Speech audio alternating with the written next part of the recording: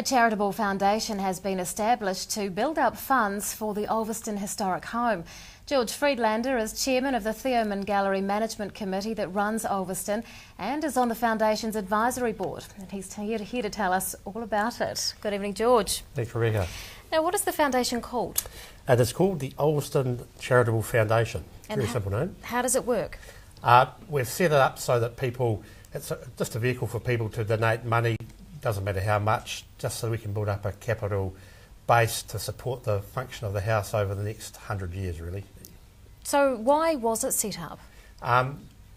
Obviously, running a house of that nature takes a lot of money. There's a lot of maintenance, roof, heating. We decided that we needed to protect the city from having to fork out all that money, so the community can raise that money and we can use it going forward. Where were you getting your money from previous? We've had some good years, I guess, before the global financial crisis where the house made some money. The city gives us a certain amount of money, and the Theomin family actually left us some money, but that is almost gone, I'm afraid to say. So we have to raise our own from now on in. So what's the schedule of things that you need some money for at the moment? Well, during the winter we had some major issues with our heating. So Jeremy and the team had some major works that was not budgeted for, and as you can imagine, in a house that's 100 years old with original heating, it's not a cheap exercise. So we're still paying that off. Now tell us about Olveston's significance in Dunedin. Well, I think it's an amazing piece of Dunedin's history. At the end of the day, it's 100 years old, and we're very lucky that it's still intact. The whole collection, the house, the car, as the Theomins left it when Dorothy died in 1966, there were no heirs, so the City of Dunedin was lucky enough to get the whole shooting match. What are some of the challenges involved in keeping it maintained? Well, just because of the very nature of the accessing, electricals and plumbing and the walls, the roof, finding tiles when the roofing tiles fail. They're not made anymore, or if they are, they're in Europe or overseas. So trying to locate that sort of stuff is expensive, and finding the experts that can deal with it too is not the easiest thing in the world.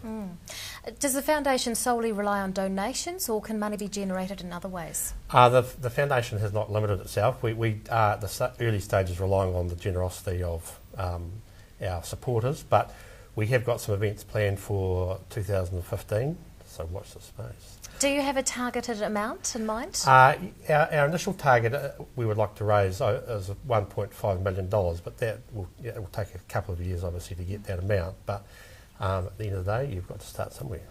What role does tourism play in keeping Olveston running? Massive. We've obviously get a good number of people in from the cruise ships, and the coach tour market too did die off for a while after the earthquakes in Christchurch, but is now starting to come back again. And we've getting some good interest from Chinese tours, interestingly enough. So we've got Cantonese speaking and Mandarin speaking guides who are in high demand. What are your hopes for Olveston? It's an interesting question. People ask that, and someone once said to me that the high hope for Olveston is that if you came back to Dunedin in 500 years' time, it will look exactly like it does today, a slice of history. It'll be a house built in 1907 with an amazing collection that collected not just from New Zealand artists but all around the world. It's just an amazing collection, and I think the people of Dunedin are extremely lucky to have it in situ, I suppose, so it's in context. George Friedlander from the Olveston Charitable Foundation, thank you very much for your time. Thank you.